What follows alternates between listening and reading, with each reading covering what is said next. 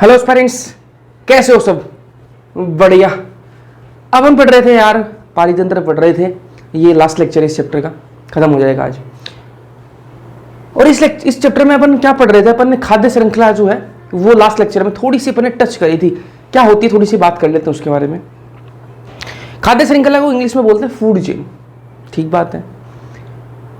जो food chain है उसमें अलग अलग स्तर होते हैं यार, ना पोषण स्तर अलग अलग होते हैं। जैसे घास है तो वो घास क्या है, एक पोषण स्तर है। उसने हिरण जो आई उसने घास को खाया, हिरण का दूसरा पोषण स्तर है। फिर शेर आया, उसने हिरण को खा लिया, तो शेर का क्या है, अलग पोषण स्तर है। इस प्रकार से सबके अलग अलग पोषण स्तर है। इस बारे में अपन लास्ट लेक्चर में बात कर चुके हैं। इसके आगे अपन आज बात करेंगे। सबसे पहले समझो भाई, फूड चेन क्या है, खाद्य श्रृंखला क्या है। तो आपस में जुड़े हुए अलग अलग पोषण स्तर, ठीक है।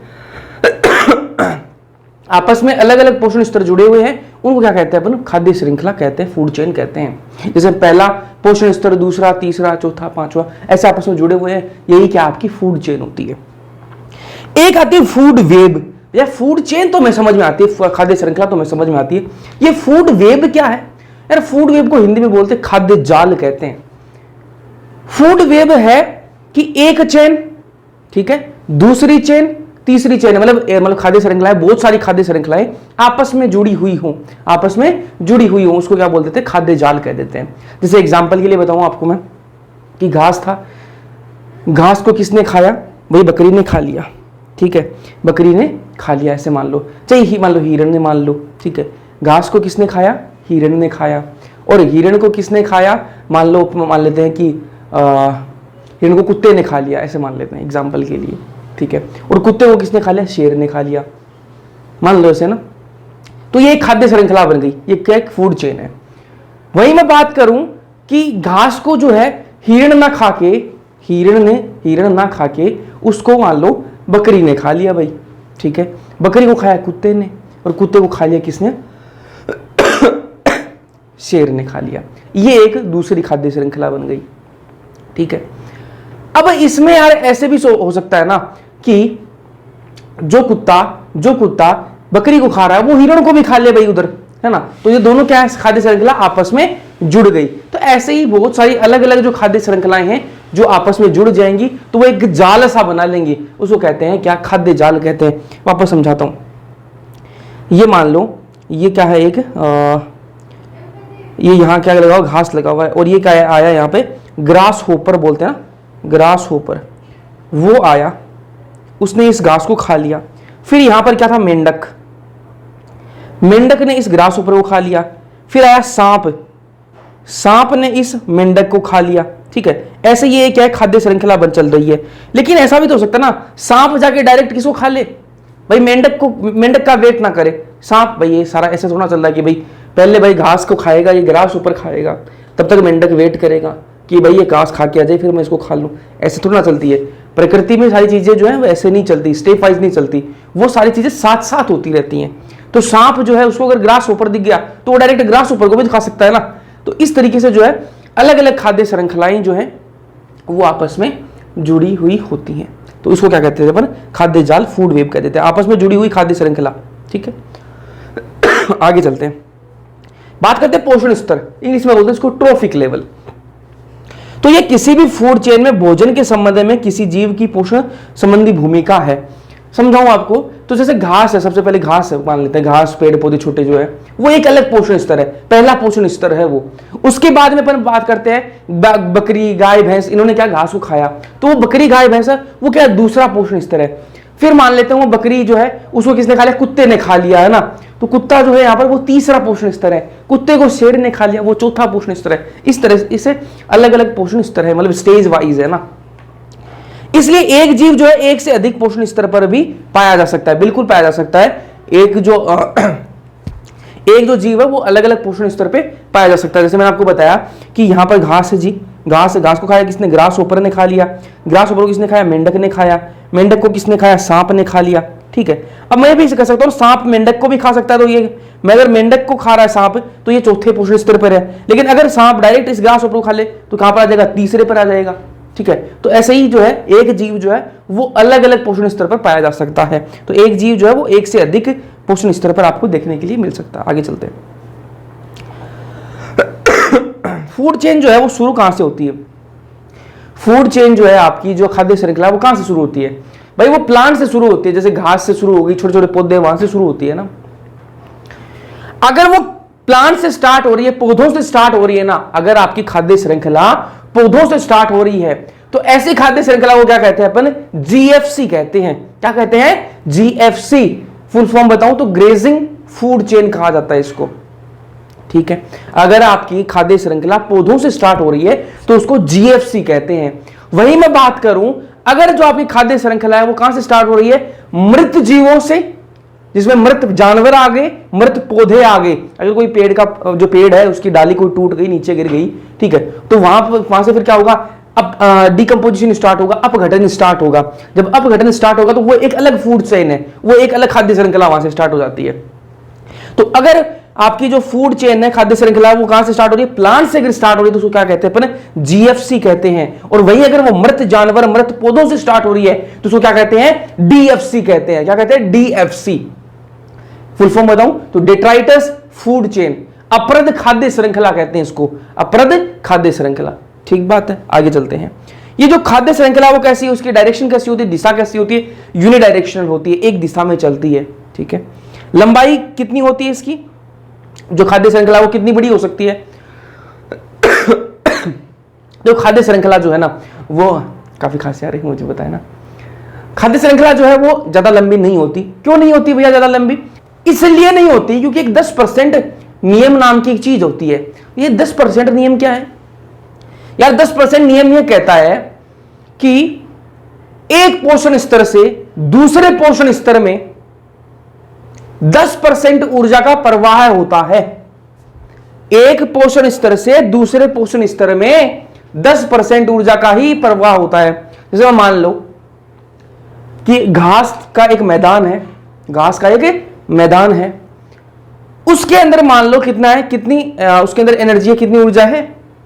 उसके अंदर 1,00,000 जूल ऊर्जा है। पूरे घास के मैदान के अंदर सारे घास को मिला के 1,00,000 जूल है। अब हिरणे आई और हिरणों ने खा लिया उस घास को, पूरे को खा लिया, ठीक है। मान लो 50 हिरण आई और उस पूरे घास के मैदान को साफ कर दिया। पता कितनी ऊर्जा जाएगी आपकी? जो हिरण जो है, 50 हिरण जो है, उनमें कितनी ऊर्जा जाएगी? सिर्फ 10% जाएगी। अब 1,00,000 जूल थी उसमें ऊर्जा घास में, वो कितनी गई हिरणों में? 10%। 1,00,000 का 10% कितना होता है? 10,000 जूल गई उसमें, ठीक है। तो 10,000 जूल ही हिरणों में गई। फिर आए शेर, 10 शेर आए और 50 हिरणों को खा गए, ठीक है। 50 हिरणों के अंदर कितनी ऊर्जा थी? 10,000 जूल। और अब 10 शेर आए, वो खा गए हिरणों को। ऊर्जा का कितना प्रवाह होता है? सिर्फ 10% होता है ऊर्जा का प्रवाह। तो 10,000 जूल किसके अंदर था? आपकी हिरणों में था। और शेर के अंदर कितना गया? वो 10,000 का 10% कितना होता है? 1,000 जूल। तो 1,000 जूल ही किसके अंदर जाता है? आपकी शेर के अंदर। तो ये 10% नियम है। तो एक जो पोषण स्तर है उससे दूसरे पोषण स्तर में सिर्फ 10% ऊर्जा का प्रवाह होता है। जैसे यहाँ पर देख भी रखा है, घास जो उसमें कितनी ऊर्जा है? 1,00,000 जूल दे रखी है, ठीक है। तो हिरण ने खाया घास को, हिरण में कितनी ऊर्जा आएगी? वो आएगी आपकी 10,000 जूल, ठीक है। क्योंकि 1,00,000 का 10% कितना होता है? 10,000 ही होता है। शेर ने खाया हिरण को, शेर में कितनी ऊर्जा आएगी? 1,000 जूल, ठीक है। सिर्फ 10% ऊर्जा का प्रवाह होता है। ये तो 10% नियम है। ये क्या कहता है? ये मैंने आपको बता दिया कि हर एक पोषण स्तर में सिर्फ 10% ऊर्जा का ही प्रवाह होता है। ये बात किसने कही? ये बात एक साइंटिस्ट थे, लिंडमैन, ठीक है। ये लिंडमैन ने का 10% नियम जो है वो दिया था। सिर्फ 10% एनर्जी जो है वो ट्रांसफर होती है। ये बात मैंने आपको बता दी, ठीक है। इस वजह से जो फूड चेन है वो ज्यादा लंबी नहीं होती, क्योंकि 10% एनर्जी ट्रांसफर हो रही है, तो फूड चेन जो है वो ज्यादा लंबी नहीं होती। पानी पी लूं मैं, वरना क्लास नहीं ले पाऊंगा भाई।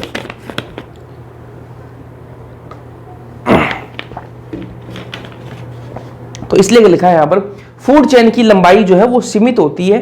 4 या 5 पोषण स्तरी होते हैं एक फूड चेन के अंदर, 4 या 5 पोषण स्तरी होंगे, उसकी लंबाई ज्यादा नहीं होगी। क्योंकि पोषण स्तर से अधिक नहीं होती, क्योंकि अगले स्तर तक बहुत कम जो है एनर्जी ट्रांसफर होती है। मैंने आपको बता दिया 10% नियम क्या होता है, बता दिया मैंने आपको।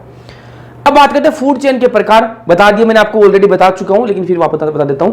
फूड चेन के प्रकार एक जीएफसी होती है, एक डीएफसी होती है। जीएफसी ग्रेजिंग फूड चेन, पौधे थे, पौधों को खाया, हिरण ने या बकरी ने खा लिया, उसको कुत्ते ने, फिर शेर ने ऐसे खा लिया, ये आपका हो गया जीएफसी।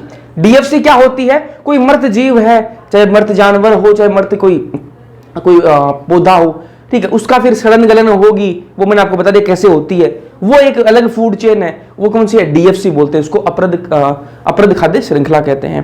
तो जीएफसी जो है इसमें प्राथमिक उत्पादक के साथ शुरू होती है। जो जीएफसी है वो प्राथमिक उत्पादक के साथ शुरू होती है, और प्राथमिक उत्पादक क्या है? आपके घास हो गए, छोटे पेड़ पौधे हो गए, वो प्राथमिक उत्पादक हो गए। इसमें फर्स्ट ट्रॉफिक लेवल है। डीएफसी के अंदर मृत पदार्थ के साथ शुरू होती है। जो मृत पदार्थ है, जैसे मृत जानवर हो गए, मृत पौधे हो गए, इनके साथ में शुरू होगी। जो ये जलीय और स्थलीय दोनों में होता है, ठीक है। जो आपकी जीएफसी है ना, वो आपको जलीय स्थान पर, जलीय जगह पर भी मिलेगी, मतलब समुद्र के अंदर भी, महासागरों में भी ये मिलेगी, आपके तालाब वगैरह वहां पर भी मिलेगी, और आपके जो स्थलीय जो वातावरण है वहां पर भी आपको देखने के लिए मिलेगी। तो जीएफसी जो है आपको जलीय और स्थलीय दोनों जगह पर आपको देखने के लिए मिलती है। वही मैं बात करूं डीएफसी, वो भी आपको जलीय और स्थलीय दोनों जगह पर आपको देखने मिलती है, ठीक है। तो जीएफसी जो है वो भी ये जलीय और स्थलीय दोनों में होता है, और डीएफसी जो है वो भी जलीय और स्थलीय दोनों में होती है। अब यहां पर एक चीज दे रखी है, जलीय जो स्थान है ना, जैसे आपके समुद्र हो गए, तालाब हो गए, है ना, यहां पर जो है वो जीएफसी ज्यादा होती है डीएफसी के कंपेयर में, है ना। जीएफसी मैंने आपको बता दिया ग्रेजिंग फूड चेन, और डीएफसी मतलब जो सड़न गलन वाली जो फूड चेन है जिसमें, ठीक है, वो आपकी। तो आपकी जो जैसे पानी वाला जो एरिया है ना, जहां पर जलीय जो है स्थान है, वहां पर आपकी जीएफसी ज्यादा होती है डीएफसी के कंपेयर में। और मैं वही बात करूं स्थलीय जगह पर, जंगल हो गए आपके, ठीक है, घास के मैदान है, यहाँ पर जो वो डीएफसी ज्यादा होती है जीएफसी के कंपेयर में। ये ऐसे कैसे? घास के मैदान में तो इतना सारा घास है, ठीक है, फिर भी वहां पर डीएफसी ज्यादा क्यों है? जीएफसी तो ज्यादा होनी चाहिए ना, क्योंकि वहां पर तो घास ज्यादा है, घास ज्यादा तो आप यहाँ पर बकरी, गाय, भैंस ये ज्यादा खाएंगी, तो यहाँ पर तो क्या है? जीएफसी ज्यादा होनी चाहिए। तो इसलिए देखो, ध्यान से देखो, कोई एक एरिया है, कोई एक एरिया है, मान लो एक जोहड़ है, ठीक है, या फिर एक जोहड़ जानते हो सारे, ठीक है, चलो और बताता हूँ आपको। कोई खाली जगह है, ठीक है, देखे होंगे आपने, थोड़े घरों से बाहर निकलते हो, गांव से हो तो पता भी होगा, है ना। खाली एरिया होता है जहां पर क्या है, अपने आप घास उगता है, और फिर उनको क्या है, जो आवारा पशु वो खाते रहते हैं। तो मान लो एक एरिया है और उसके अंदर क्या है? घास उग गया भैया घास, ठीक है, बारिश से ही घास उग गया।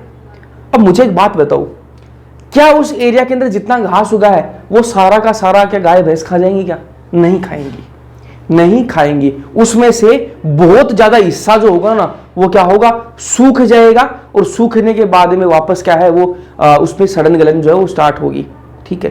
तो मैं बात कहना चाह रहा हूं कि जितना ज्यादा घास उगता है ना, वो पूरा कोई नहीं खाता है। आपकी जो गाय भैंस है, जो आपकी बकरियां हैं, वो नहीं खाती हैं, पूरा नहीं खाती हैं, पूरा नहीं खाती, तो उसका बहुत ज्यादा हिस्सा है वो क्या है? सड़न गलन वाली जो खाद्य श्रृंखला उसमें चला जाता है, डीएफसी में चला जाता है। इस वजह से जो है, जो स्थलीय जो पारितंत्र है उसमें क्या है? डीएफसी ज्यादा होती है जीएफसी के कंपेयर में। ध्यान रखना ये है ना, इसलिए बॉक्स में बंद किया है, ये बात ध्यान में रखना। आगे चलते हैं, बात करेंगे इकोलॉजिकल पिरामिड की। पारिस्थितिक पिरामिड कहते हैं हिंदी में, और इसको सूची स्तंभ भी कहा जाता है। यहां से क्वेश्चन आने की प्रोबेबिलिटी जो है वो पूरी रहती है, आए हुए क्वेश्चन है ना, ध्यान से सुनना बस। तो ये पिरामिड क्या चीज है? ये पिरामिड क्या है? सबसे पहले तो ये पिरामिड कहां का है? ये घास के मैदान का है, ठीक है। और ये क्या बता रहा है? ये संख्या बता रहा है कि कितनी संख्या किसकी है। अब भाई मैं बात बताऊंगा ना, कोई एक खुला एरिया है, ठीक है, घास का मैदान है, उस घास के मैदान में घास तो होगा ही होगा, उसके अलावा आपके जो हिरण भी होंगी वहां पर, ठीक है, और वहां पर शेर भी होंगे, अलग अलग टाइप के जानवर होंगे, बिल्कुल भैया होंगे, ठीक है। अब मुझे एक बात बताओ, जितने एक घास, दूसरा घास, तीसरा घास, ऐसे घास के मैदान में तो बहुत सारे घास के पौधे होंगे ना, हाँ होंगे। अब मुझे एक बात बताओ, आप उस घास के मैदान में घास के एक पौधे ज्यादा होंगे कि उसमें वहां पर हिरण ज्यादा होंगे? कॉमन सेंस बता देना, अपना कॉमन सेंस बता देना भाई। हिरण क्या ज्यादा 100 होंगी, 150 होंगी, है ना। तो जो घास के पौधे वो तो भाई बहुत सारे होंगे, है ना, उनकी संख्या तो ज्यादा होगी ना। तो बस वही बात यहां लिख रखी है। प्राथमिक उत्पादक कौन है? घास है, ठीक है। तो यहां पर जो है इसकी संख्या देखो सबसे ज्यादा होगी, तो इसलिए इसकी क्या है? बड़ी सी लाइन बना दिया ना। कितना होगा ये? कितना होगा? इकाई, दई, सैकड़ों, हजार, 10,000, लाख, 10 लाख, 58 लाख, 58 लाख 42,000, ठीक है। तो ये इतने मान लो इतने घास के पौधे हैं, उस एरिया के अंदर इतने घास के पौधे हैं। और मैं वही बात करूं, प्राथमिक उपभोक्ता कौन हो गया? आपके हिरण वगैरह ना, ये प्राथमिक उपभोक्ता जो घास को खाने वाले हैं वो प्राथमिक उपभोक्ता हो गए। उनकी संख्या कितनी है? 7,08,000 ही है उनकी संख्या। कहां 58 लाख और कहां 7 लाख? संख्या कम है ना, तो ये देखो घट गया यहां से, ठीक है। फिर द्वितीयक उपभोक्ता, द्वितीयक उपभोक्ता कौन हो गए? जो प्राथमिक उपभोक्ता को खाएंगे। यहां पर कौन प्राथमिक उपभोक्ता कौन थे? हिरण थे। हिरण को कौन खाएगा? कोई कुत्ता जो भी है, ठीक है, आपके सियार हो गए, ठीक है, भेड़िया होगा, जो भी है वो खाएगा। उसकी संख्या कितनी है? उसकी संख्या घट गई है, 35,400 ही है उसकी संख्या, ठीक है, और कम हो गई। फिर ऊपर गए तृतीयक उपभोक्ता, ये कौन हो गया? आपके शेर वगैरह जो किसको खाएंगे? द्वितीयक उपभोक्ता को खाएंगे, ठीक है। तो ये कितने? सिर्फ 3 ही है, घट गए ना, और घट गए। तो इस अपन को इस पिरामिड से क्या पता लग रहा है? इस पिरामिड से क्या पता लग रहा है अपन को? ये पता लग रहा है कि भैया संख्या में जो है घास की संख्या अगर अपन देखेंगे तो घास की संख्या ज्यादा होगी, और जैसे जैसे अपन पोषण स्तर में आगे बढ़ते जाएंगे संख्या जो है वो कम होती जाती है, ठीक है। जैसे घास की संख्या ज्यादा थी उसके कंपेयर में, घास के कंपेयर में आपकी हिरणों की संख्या कम थी, हिरणों के कंपेयर में आपके जो भेड़िए उनकी संख्या कम थी, भेड़ियों के कंपेयर में शेर की संख्या और कम थी। तो ये देखो संख्या यहाँ पर घटती जा रही है। इस वजह से पिरामिड कैसा आया है? आपका पिरामिड जो वो कैसा आया है? सीधा आया है, बिल्कुल। कैसा आया है? सीधा पिरामिड आया है, सीधा है ना, बिल्कुल, ठीक है। तो ये सीधा पिरामिड आता है। तो ये किसका? संख्या का है। ये किसका है? संख्या का। यहां लिख भी रखा है ना, संख्या का है। आगे चलते हैं, अगला पिरामिड देखो। अगला पिरामिड है बायोमास का, जैव भार का है। बायोमास, जैव मात्रा लिख दे, जैव मात्रा का पिरामिड है, ठीक है। इसको ध्यान से देखना। अब मुझे एक बात बताओ, आप एक बात बताओ भाई, अभी जो अपन ने संख्या देखी है ना, अभी उनका भार देखेंगे, है ना। जैसे घास है, घास की संख्या कितनी आई भाई? कितने पौधे थे घास के? 58,42,000 पौधे थे, ठीक है। और वही मैं बात करूं हिरण के कितने थे? कितने हिरण थे वहां पे? 7 लाख हिरण थी भाई। 58 लाख तो क्या घास के पौधे थे, 7 लाख क्या थी? आपकी हिरण थी। मुझे एक बात बताओ, 7 लाख हिरणों में ज्यादा वजन होगा कि 58 लाख घास के पौधों में ज्यादा वजन होगा? भैया 58 लाख वालों में ज्यादा जैव भार होगा, ठीक है। कहां 58 लाख, कहां 7 लाख यार, है ना। तो 58 लाख में ज्यादा वजन होगा, तो वजन होगा तो बस वही लिखने का, प्राथमिक उत्पादक जो है वो ज्यादा होंगे, सीधी सी बात है, ठीक है। जब घास पेड़ पौधे जो है उनका वजन ज्यादा होगा क्योंकि वो संख्या में ज्यादा है, तो उनका जैव भार जो आपको ज्यादा मिलेगा। देखो यहाँ पर क्या 809 किलो का यहाँ पर इनका जैव भार है, ठीक है। वही मैं बात करूं प्राथमिक उपभोक्ता जो घास को खाने वाले हैं, उनका वजन कितना है? उनका शुष्क भार कितना है? आपका 37 किलो, है ना। फिर मैं वही बात करूं द्वितीयक उपभोक्ता, उनका शुष्क भार कितना आया है? 11 किलो, और तृतीयक उपभोक्ता उनका 1.5 किलो है, शुष्क भार है ये, ठीक है। ड्राई वेट की बात हो रही है। तो यहां पर भी देखो कि भाई अगर संख्या में वो ज्यादा आ रहे हैं, यहां पर अपन ने एक एक का नंबर गिना है इस पिरामिड के अंदर, तो भी ये सीधा का सीधा आया भाई। अब अपन जैव मात्रा की बात करें तो भी ये सीधा ही आ रहा है। तो अपन एक तो ये कॉमन सेंस की बात है कि भाई अब घास की यार एक मैदान है, उसके अंदर घास लगा हुआ है, एक तो अपन घास का वजन देख रहे हैं, वहां पर रह रहे कितने हिरण होंगे, ठीक है। अगर वो 1 किलोमीटर में फैला हुआ तो उसमें कितने हिरण होंगे, है ना, उनका कितना ही वजन आ जाएगा। तो घास तो मतलब कितना सारा घास हो सकता है, उन छोटे छोटे पेड़ पौधे भी होंगे उसमें, सारा कुछ ले लेंगे उसमें, है ना। सिर्फ ऐसा नहीं कि एक घास की वैरायटी चूज कर ली ना, सारे के सारे ले लेंगे उसमें, पेड़ पौधे सारे आ जाएंगे, है ना, ठीक है। तो इसमें यह भी ध्यान में रखना कि ये भी क्या है? सीधा होता है ना। ये आपको बहुत इंपॉर्टेंट है, मैं बार बार बता रहा हूं। ये वाला जो है आपका संख्या वाला, इसका पिरामिड भी सीधा आता है, ये भी सीधा आता है, क्योंकि क्वेश्चन यहां से पूछा जाता है। आगे चलते हैं, अगला देखो भाई, ये अगला जो है इससे क्वेश्चन आया हुआ है, 1-2 साल पहले ही आया हुआ इससे क्वेश्चन, है ना, एग्जैक्ट ईयर मुझे याद नहीं है। ये किसके लिए? ये भी जैव मात्रा के लिए है। ये किसके लिए है? ये भी जैव मात्रा के लिए है, जैव मात्रा के लिए है। लेकिन ये किसके अंदर है? एक्वेटिक के लिए, जलीय, है ना, जलीय स्थान के लिए। ये देखो ये उल्टा है, ये उल्टा है। बाकी अभी सीधे आ रहे थे सारे, लेकिन ये देखो ये पिरामिड कैसा है? उल्टा है।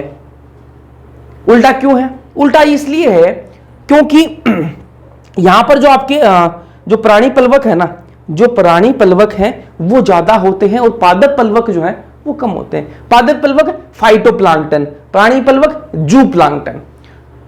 इसी से बात समझाऊं आपको कि पानी में जो घास है ना, पानी में जो घास है उसका जैव भार कम होता है, पानी के अंदर जो घास है उसका जैव भार कम होता है, ठीक है, उसकी जैव मात्रा जो बायोमास है वो कम होता है। वहीं मैं बात करूं पानी के अंदर जो जानवर है ना, जो घास को खाते हैं उनका ज्यादा है। तो यहाँ पर देखो प्राथमिक उत्पादक ये घास है जो है इसका 4 ही है, और जो प्राथमिक उपभोक्ता है उसका 21 है, वो ज्यादा है। देखो यहाँ पर क्या पिरामिड कैसा आ रहा है, उल्टा आ रहा है। तो ये क्या है, इन्वर्टेड है, उल्टा आ रहा है, इसको ध्यान में रखना भाई, ठीक है। यहाँ से क्वेश्चन पूछा गया है, यहाँ पर देखो ये लिखा हुआ है उल्टा पिरामिड आता है, ठीक है। तो ध्यान में रखना उल्टा पिरामिड किसका आता है, बायोमास का आता है, ठीक है। आपको हाँ एक ही चीज और बता देता हूं, एक्वेटिक में अगर संख्या का आपको पिरामिड बोले, संख्या का पिरामिड तो वो सीधा आता है, कैसा आता है, सीधा आएगा, ठीक है। लेकिन जैव मात्रा का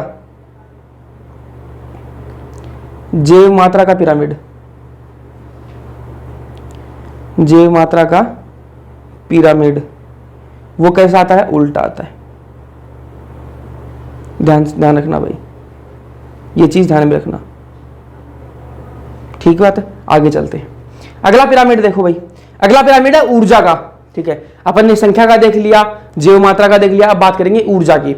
ऊर्जा का पिरामिड देखो, ऊर्जा का पिरामिड सूर्य से जो धूप है जो है उसे कितनी ऊर्जा आई, ये भाई गिन लो, इकाई, दहाई, सैकड़ों, हजार, 10,000, लाख, 10 लाख, 10 लाख जूल जो है वो ऊर्जा आई सूर्य की किरणों से, ठीक है। 10 लाख ऊर्जा आई, 10 लाख ऊर्जा कहां से आई, सूर्य की धूप से आई, ठीक है।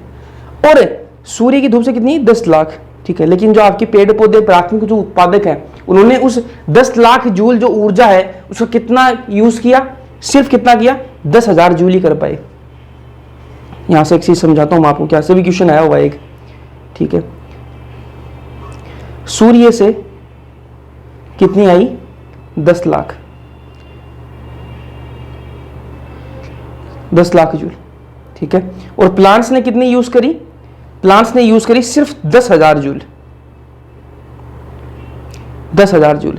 मुझे आप एक बात बताओ कि 10 लाख में से सिर्फ 10,000 जूल जो है वो यूज करी, मतलब कितनी ऊर्जा जो है वो ट्रांसफर हुई, कितनी ऊर्जा ट्रांसफर हुई, कितने परसेंट ऊर्जा ट्रांसफर हुई, 1% ऊर्जा जो है वो ट्रांसफर हुई। कितनी ऊर्जा ट्रांसफर हुई, 1% जो है वो एनर्जी ट्रांसफर होती है। तो आपको यहां पर ये क्वेश्चन पूछ ले, कंफ्यूज मत होना, अपन आपको ये पूछे कि एक पोषण स्तर से दूसरे पोषण स्तर में कितनी ऊर्जा प्रवाहित होती है, 10% ऊर्जा प्रवाहित होती है। वहीं आपको ये पूछ ले कि सूर्य की ऊर्जा से कितनी ऊर्जा पेड़ पौधों के अंदर ट्रांसफर होती है, तो क्या बताओगे, वहां पर क्या बताओगे, 1% ऊर्जा जो है वो ट्रांसफर होती है। कितनी ऊर्जा ट्रांसफर होती है, 1% ऊर्जा ट्रांसफर होती है भाई, ठीक है। इकाई, दहाई, सैकड़ों, हजार, 10,000, लाख, 10 लाख, और यहाँ पर क्या है, 10,000 नहीं आएगा, यहाँ पर 1 लाख है भाई, 1, 2, 3, 4, 5, इकाई, दहाई, सैकड़ों,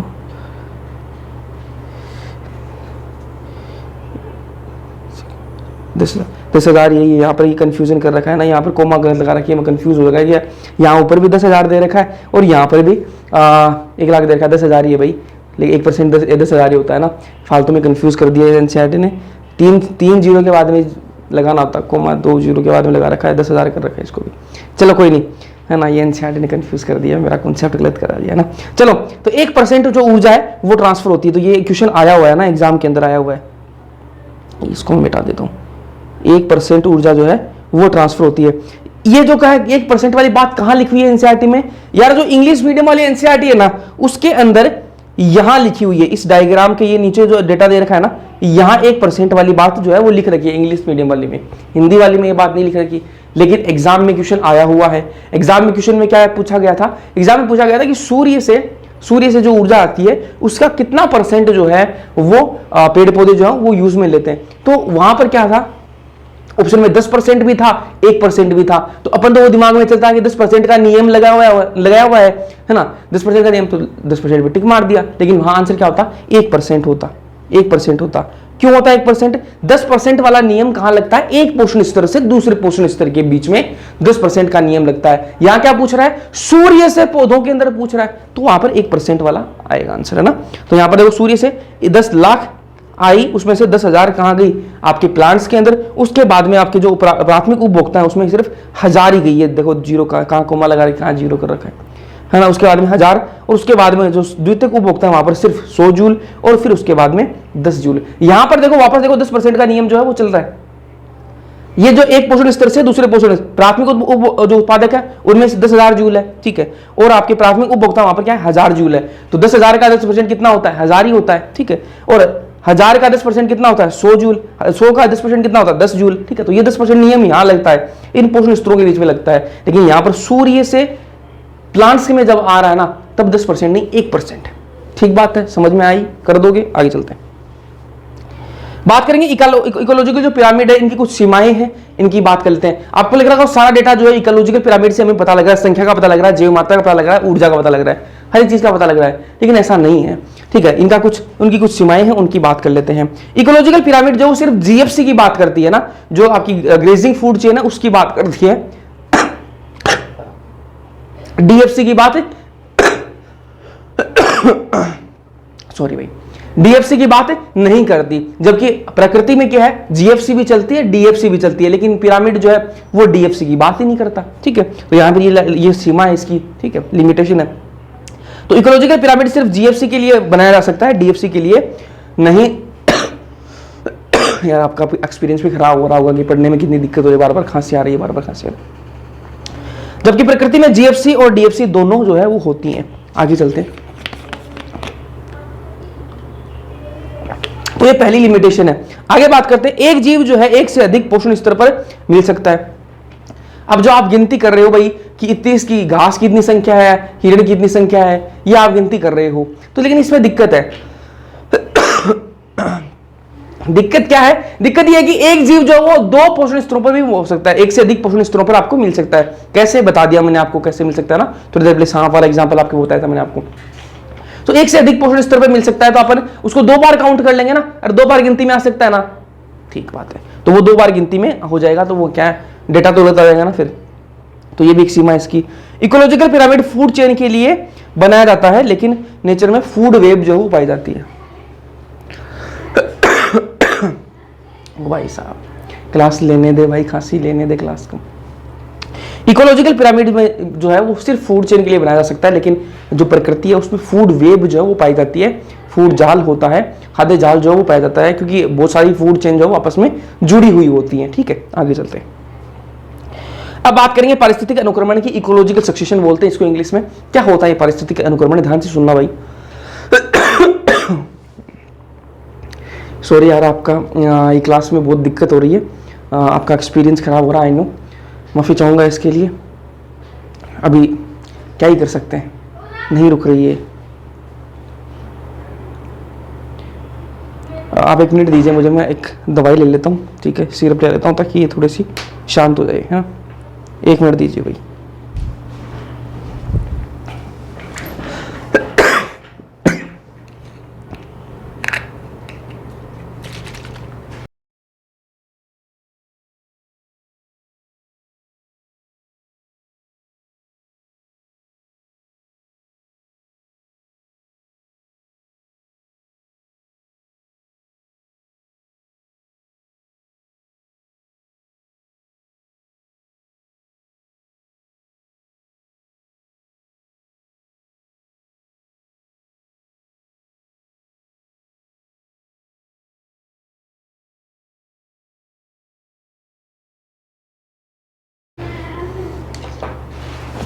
सॉरी भाई, सॉरी, दवाई लेने लग गया था। चलो अब ठीक है, अब थोड़ी देर तो शांति रहेगी।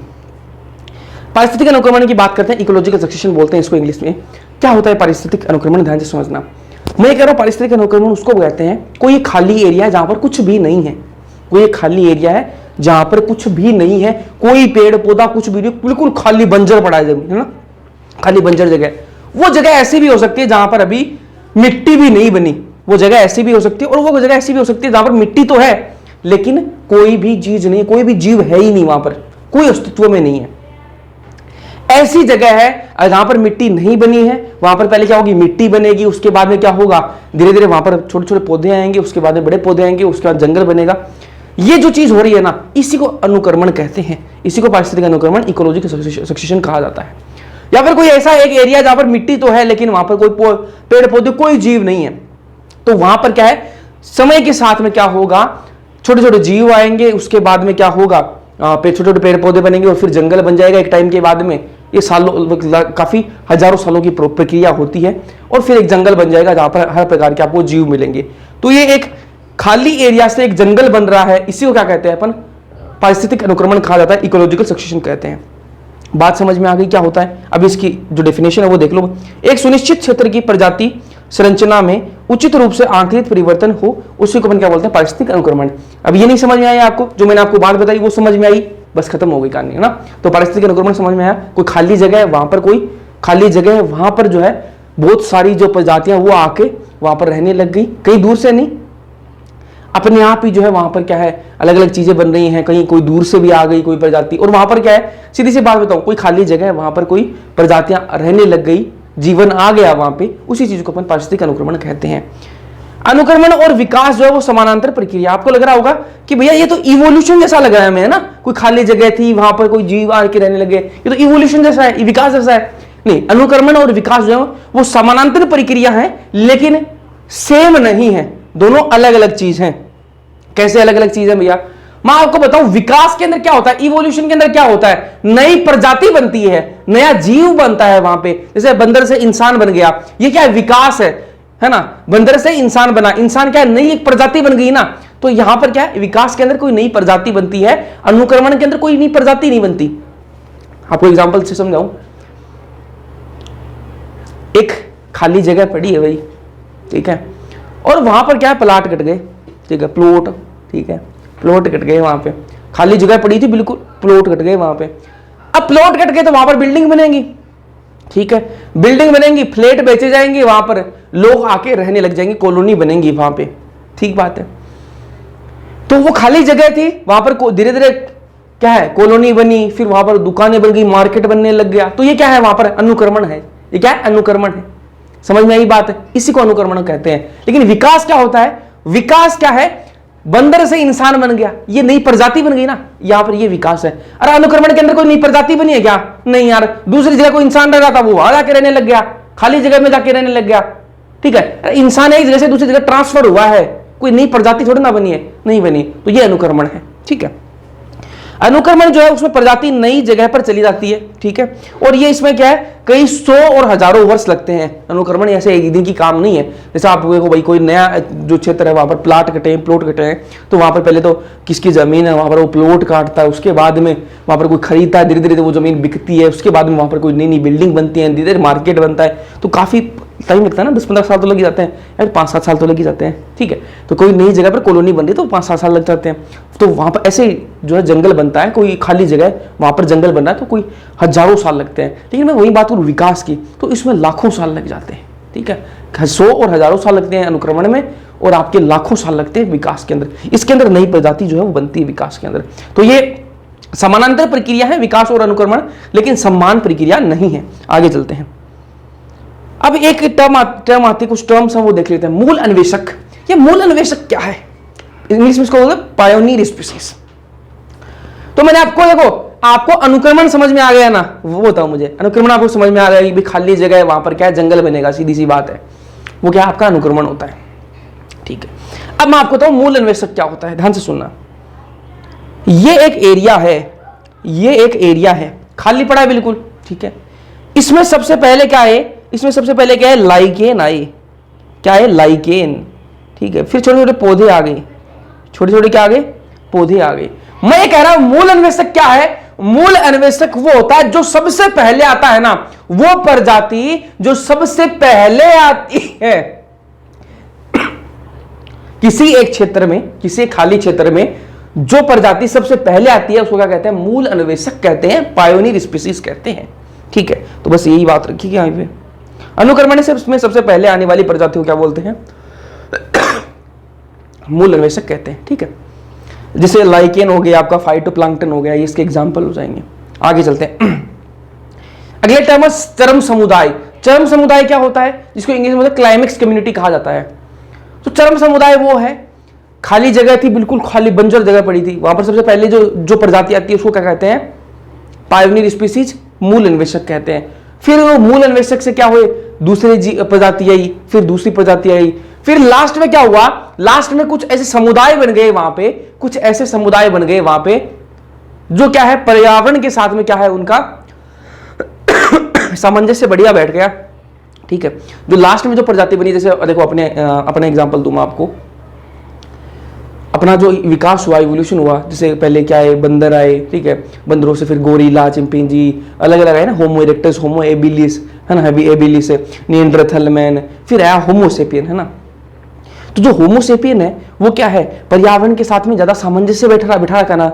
होमो सेपियन जो है वो ज्यादा स्टेबल था, होमो सेपियन ज्यादा स्टेबल था। ठीक है, तो वो मतलब ज्यादा सुपीरियर भी होमो सेपियन है, क्यों? क्योंकि वो ज्यादा स्टेबल है, पर्यावरण के साथ में बढ़िया सामंजस्य बैठा रखा है। तो ये क्या है आपका क्लाइमेक्स समुदाय है, आपका चरम समुदाय इसको कहते हैं। तो चरम समुदाय क्या है, परिवर्तन द्वारा गठित समुदाय जो पर्यावरण से संतुलन के नजदीक है, उसको क्या कहते हैं अपन चरम समुदाय। अब आपको सिंपल सी भाषा में आपको इसको और बताऊं, खाली जगह पड़ी है, सबसे पहले जो प्रजाति आएगी उसको कहते हैं अपन मूल अन्वेषक, और जो लास्ट में जंगल बन जाएगा ना उस जंगल को क्या कहेंगे अपन चरम समुदाय कहेंगे। जो लास्ट स्टेज है अनुकर्मण की, जो लास्ट स्टेज है उसको क्या कहते हैं चरम समुदाय, और जो पहली स्टेप है उसको क्या कहते हैं मूल अन्वेषक। अब समझ में आ गई, आगे चलते हैं। एक टर्म आते कर्म की चरण, इंग्लिश में इसको बोलते हैं सीरियल स्टेज। कर्म की चरण क्या होता है यार, मैं कह रहा हूं पहली स्टेज जो है वो उसको क्या कहते हैं, छोटा छोटा कर लो उसको, पहली जो स्टेप आती है अनुक्रमण के अंदर उसको कहते हैं मूल अन्वेषक, और जो लास्ट स्टेप आती है उसको क्या कहते हैं चरम समुदाय। ठीक है, पहली जो प्रजाति की उसको क्या कहते हैं मूल अन्वेषक, और जो लास्ट में जो फाइनल जो प्रोडक्ट बनता है उसको क्या कहते हैं अपन चरम समुदाय कहते हैं। लेकिन पहली और आखिरी के बीच में जो बीच की जो चरण चलते हैं ना, बीच की जो स्टेप चलती है, बीच की जो स्टेज आएंगी उनको क्या कहेंगे भाई, पहली जो स्टेप है उसको मूल अन्वेषक बोल दिया, लास्ट की स्टेज को क्या कह दिया अपन ने, उसको कह दिया अपन ने चरम समुदाय। लेकिन बीच में भी तो काफी सारी स्टेज आएंगी ना, उनको क्या कहेंगे, उनको बोलेंगे अपन आपका कर्म की चरण बोलेंगे। क्या बोलेंगे, कर्म की चरण, सीरियल स्टेज कहा जाएगा। जो बीच वाली जो स्टेप है उनको कहेंगे सीरियल स्टेज। तो मूल अन्वेषक और चरम समुदाय के बीच के जो चरण होंगे उनको अपन कर्म की चरण कहते हैं। फिर जो लास्ट है वो क्या है कर्मक। कर्मक किसको कहते हैं, इंग्लिश में बोलते हैं इसको सीरी। ठीक है, कर्मक क्या है, कर्म की चरण का कर्म, ये जो आपके कर्म की चरण है, जो मूल अन्वेषक और आपके चरम समुदाय के बीच की जो स्टेज आएंगी उनका सीक्वेंस क्या है, उनका कर्म क्या है, उसको क्या कहते हैं कर्मक कहते हैं। ठीक है, आगे चलते हैं। अब अनुक्रमण के जो प्रकार की बात कर लेते हैं, दो प्रकार का होता है, एक प्राथमिक अनुक्रमण, एक द्वितीयक अनुक्रमण। प्राथमिक अनुक्रमण है ये वहां होता है जहां कभी कोई जीवन अस्तित्व में नहीं था। ठीक है भाई, ऐसी जगह है जहां पर कभी भी कोई जीवन जो है अस्तित्व में नहीं था। ठीक है, वहां पर अभी मिट्टी भी नहीं बनी है ढंग से, मिट्टी भी नहीं बनी है, सिर्फ चट्टाने हैं वहां पे, कभी कोई जीवन था ही नहीं वहां पे ना। उसको वहां पर अगर कोई अनुक्रमण हो रहा है, वहां पर देखो कोई ऐसी जगह, वापस बता रहा हूँ, खांसी आ गई यार आज क्लास में, बिल्कुल मजा नहीं आ रहा। कोई ऐसी जगह जहां पर चट्टाने हैं बहुत सारी, अभी तो मिट्टी भी नहीं बनी, अगर वहां पर अनुक्रमण हो रहा है, वहां पर पहले तो क्या आएगी, पहले तो मिट्टी बनाई जाएगी। ठीक है, मिट्टी बनेगी चट्टाने टूट टूट के, उसके बाद में पहली जो मूल अन्वेषक है, पहली जो प्रजाति है वो आएगी, फिर धीरे धीरे वहां पर क्या है चरम समुदाय आएगा।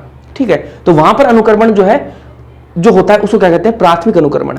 फिर दूसरा है वो द्वितीयक अनुक्रमण। द्वितीयक अनुक्रमण क्या होता है, कोई ऐसी जगह है, एक जगह मैंने आपको बता दी जहां पर कभी कोई जीवन था ही नहीं, लेकिन एक जगह ऐसी है जहां पर कोई टाइम पर जीवन था, वहां पर हर चीज थी, वहां पर पेड़ पौधे भी थे, जीव भी थे, हर सारी चीजें थी। लेकिन हुआ क्या, कोई प्राकृतिक आपदा आई, कोई बाढ़ आ गई, कुछ भी आ गया ना, प्राकृतिक आपदा आई, और उसकी वजह से क्या सारा जीवन जो है वो नष्ट हो गया।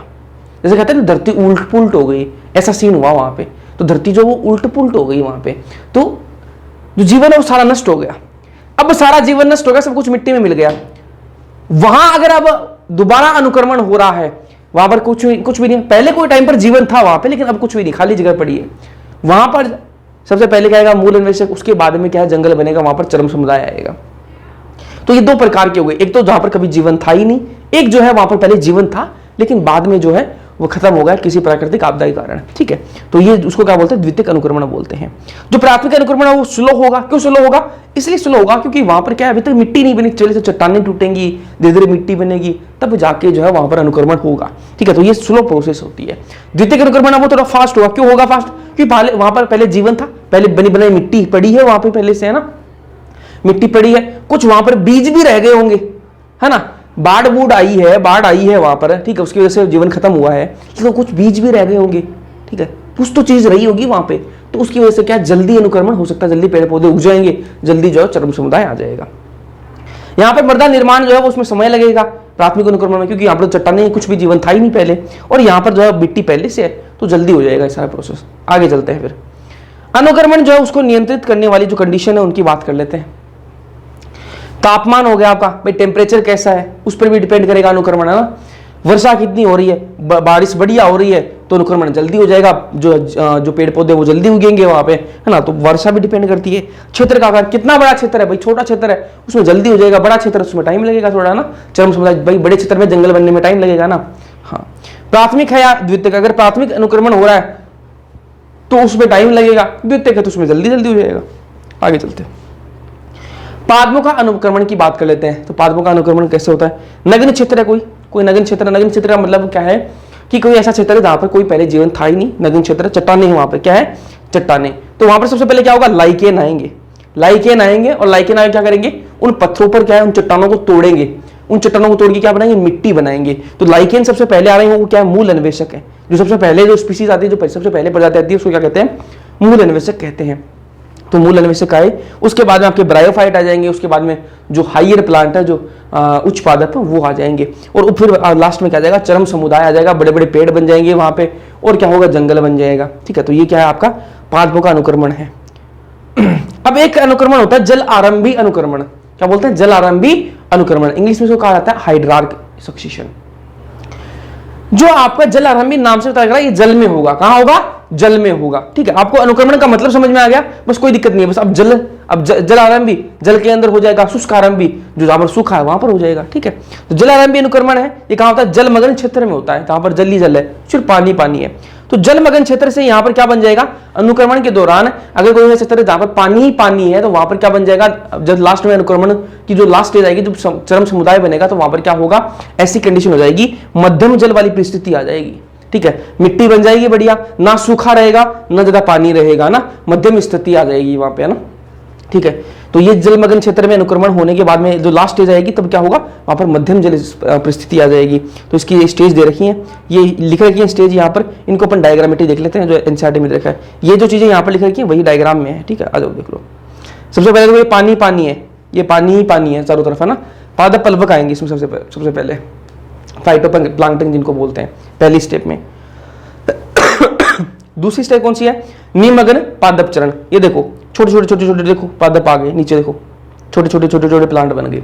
फिर तीसरी स्टेप में क्या होंगे, छोटे छोटे प्लांट तो बनेंगे ही बनेंगे, ऊपर देखो ये तैरने वाले प्लांट भी आ गए, देखो तैरने वाले पादप, है ना। ये क्या, निमग्न मुक्त खाली पादप चरण है। ठीक है, उसके बाद में अगला जो चरण है वो क्या है आपका, नरकुल अनूप चरण, है ना। इसके अंदर क्या हो रहा है, देखो ये देखो यहाँ पर छोटे छोटे प्लांट थे नीचे, और ये देखो बड़े हो गए, अब ये देखो नीचे देखो बड़े हो गए, अलग स्टेज है। अगली स्टेज में क्या होगा, ये देखो प्लांट देखो बड़े बड़े निकलने लगे ना, ये इसको बोलते हैं कच्छ सादल चरण।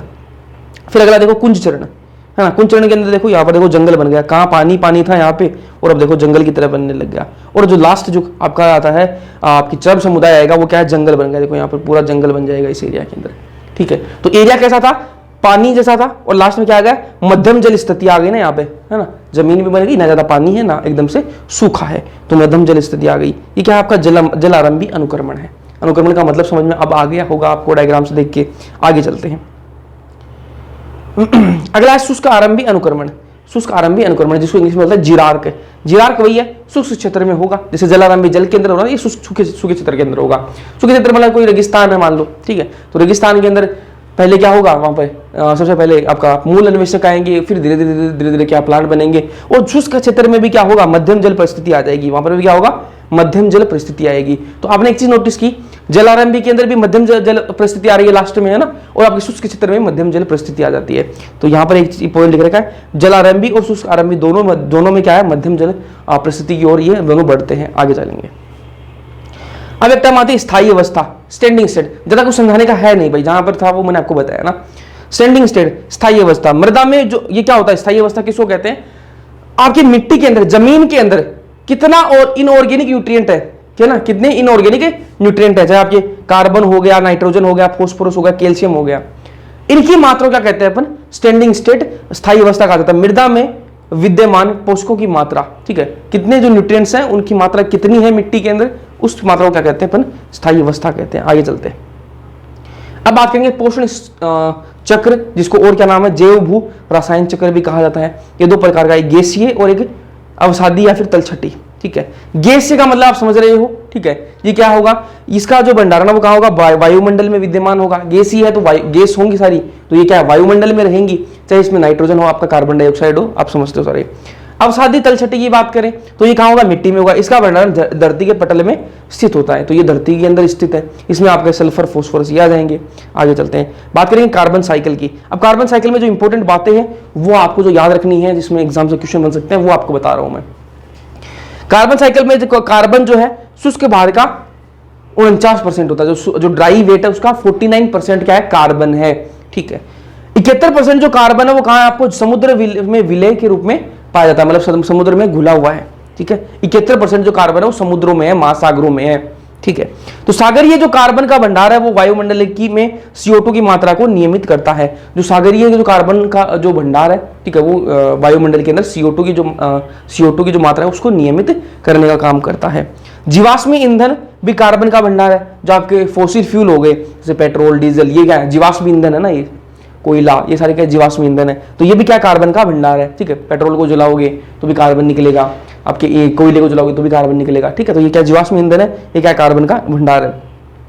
जैव मंडल में प्रकाश संश्लेषण के द्वारा प्रतिवर्ष 4 × 10³ kg कार्बन जो है उसका स्थिरीकरण होता है। ये आपको ध्यान में रखना है कि एक साल में प्रतिवर्ष है ना, एक साल में 4 × 10⁻13 kg कार्बन जो है वो फोटोसिंथेसिस से क्या होता है, आपका फिक्स होता है। तो ये आपको ध्यान में रखना है।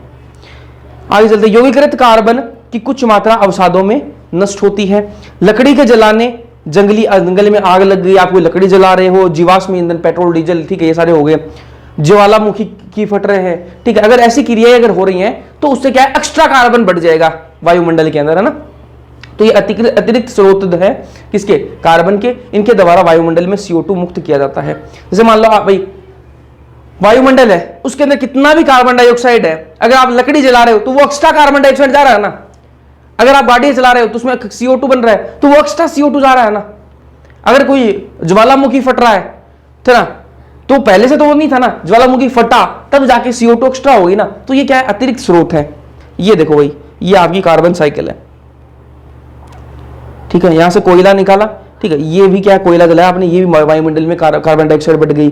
यहाँ गाड़ी से भी क्या है, कार्बन डाइऑक्साइड बढ़ गई। आपने लकड़ी जला रहे हो, उससे भी क्या है, कार्बन डाइऑक्साइड बढ़ गई। ठीक है, यहाँ पर देखो प्रकाश संश्लेषण हुआ, इससे भी क्या है आपकी, ये प्रकाश संश्लेषण से तो क्या है, ये वापस कार्बन डाइऑक्साइड ले लेता है ना, प्लांट ले लेता है भाई। यहाँ पर तो कार्बन डाइऑक्साइड ये तो लेता है बेचारा प्लांट, तो बढ़िया चीज है ना। और बात करें यहाँ पर देखो,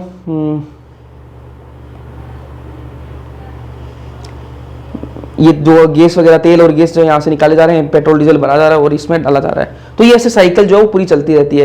कोई लेता है कार्बन डाइऑक्साइड को और कोई छोड़ता है। तो यहाँ पर ये सारे छोड़ रहे हैं, ये इधर ले रहे हैं, ये देखो ये ले रहे हैं, ये इधर ये भी ले रहे हैं। ठीक है, आगे चलते हैं, बात करते हैं फॉस्फोरस साइकिल की। इस डायग्राम में कुछ खास नहीं है, बस ये समझने के लिए ये जो बातें जो यहाँ पॉइंट में लिखे हुए हैं ये काम की हैं। आगे चलते हैं, फॉस्फोरस साइकिल की बात करते हैं। तो फॉस्फोरस साइकिल देखो, फॉस्फोरस कहाँ पर है, चट्टानों के अंदर है। कहाँ पे है, चट्टानों में फॉस्फोरस है। तो ध्यान से देखो भाई,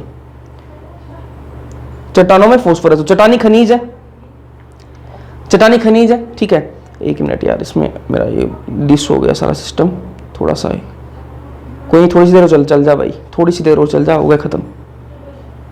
फॉस्फोरस साइकिल की बात कर लेते हैं। तो चट्टानी खनिज जो है उनमें क्या है, फॉस्फोरस है। तो चट्टानी खनिज का क्या हुआ, आपका चट्टाने जो है वो टूटेंगी, मिट्टी में बदलेंगी, मिट्टी में बदलेंगी तो फॉस्फोरस जो मिट्टी में आएगा। तो ये चट्टानी खनिज है, ये टूटी, ठीक है, इनका विलयन हुआ और ये कहाँ गया, मृदा में जो है आपका फॉस्फोरस चला जाएगा। मृदा में क्या हुआ, आपका पेड़ वगैरह लगे तो ये उत्पादक है, आपको भाई मिट्टी में पेड़ लगे तो ये फॉस्फोरस कहाँ चला जाएगा, उत्पादकों में चला जाएगा। और जाएगा या नहीं जाएगा, जाएगा भैया। कल को उत्पादक जो आपके पेड़ पौधे जो वो गिर गए भाई, है ना, डाली टूट गई, पत्ते टूट गई, ठीक है, वो गिर गए, तो ये जो है क्या होगा, इनमें इनका अपघटन होगा, इनका अपघटन होगा, ये अपराध के अंदर आएंगे और अपराध इनका अपघटन करके वापस मिट्टी में मिला देंगे, तो फॉस्फोरस वापस मिट्टी में आ जाएगा। वही मैं बात करूं, अगर उत्पादक है, ठीक है, प्लांट है, कोई पेड़ पौधा है, उसने मिट्टी से क्या ले लिया, फॉस्फोरस ले लिया भैया। अब इसको प्लांट को, इस पेड़ पौधे को किसने खाया, किसी उपभोक्ता ने खा लिया, हिरण ने खा लिया, बकरी ने खा लिया, किसने भी खा लिया। ठीक है, बकरी कल को मर गई, हिरण कल को मर गई, उसका क्या हुआ, अपघटन हुआ, अपराध ने किसका क्या किया, उसका अपघटन किया, उसको क्या मिट्टी में मिला दिया तो वापस फास्फोरस यहाँ आ गया। तो ऐसे जो है फास्फोरस का प्रवाह जो वो चलता रहता है। ये इस डायग्राम एनसीईआरटी का ये डायग्राम है, एनसीईआरटी का डायग्राम है। ठीक है, आगे चलते हैं। ये लास्ट टॉपिक है भाई आज का। पारतंत्र सेवाओं की बात करते हैं।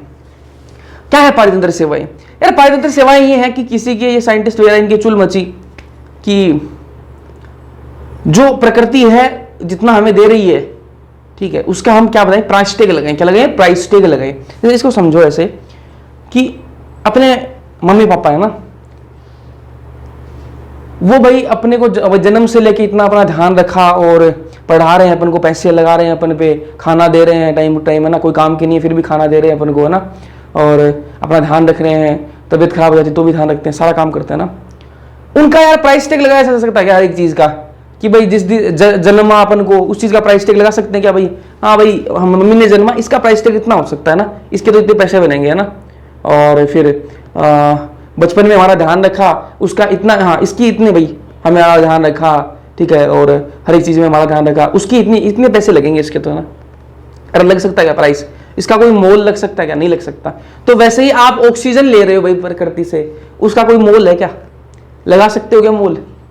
क्यों इतनी ऑक्सीजन ली है, इतनी तो प्रकृति ने ऑक्सीजन ली है, तो इतने पैसे की ऑक्सीजन अपन ने ले ली, प्राइस टैग हो सकता है क्या? नहीं हो सकता ना। लेकिन फिर भी एक साइंटिस्ट आए, उन्होंने कहा कि मैं प्राइस टैग बताऊंगा आपको, इतना प्राइस टैग है कि इंसान जो चुका नहीं सकता, ठीक है, इतना प्राइस टैग है कि इंसान जो चुका नहीं सकता, ठीक है। तो एक साइंटिस्ट है रॉबर्ट कॉन्स्टेंजा, रॉबर्ट कॉन्स्टेंजा जो है, इन्होंने एक प्राइस टैग दे दिया कि भाई जितनी तुम लोग सेवाएं ले रहे हो ना प्रकृति से, उसकी अगर प्राइस टैग आपको दूं कि भाई उसकी कीमत बताऊं, मोल भाव करे उसका, तो कितना बताया उन्होंने? US dollar. पहले तो डॉलर में बात कर दी, ठीक है, डॉलर में बात कर दी भाई, अपन रुपए वाले आदमी कहां डॉलर में बात कर रहे हैं। एक डॉलर में बताओ भैया 80 रुपए होते हैं, ठीक है, तो डॉलर की बात कर दी इसने। और डॉलर भी कितना? 33 ट्रिलियन, एक साल के 33 ट्रिलियन रुपए बोलो, एक साल के 33 ट्रिलियन डॉलर अपन देंगे ना प्रकृति को, तब जाके कहीं हिसाब जो वो थोड़ा सा बैठेगा। एक साल के 33 ट्रिलियन डॉलर कितने होते हैं भैया? भाई कैलकुलेट नहीं होंगे, ठीक है, इतने होते हैं, ठीक है, छोड़ो। तो ये आपको बस इतना ध्यान में रखना है, कैलकुलेट नहीं करना, ठीक है। अब इन्होंने कहा कि भाई आपको टोटल कॉस्ट तो इतनी आएगी, आप जितनी अपनी सेवाएं ले रहे हो ना प्रकृति से, उसकी टोटल कॉस्ट तो इतनी आएगी।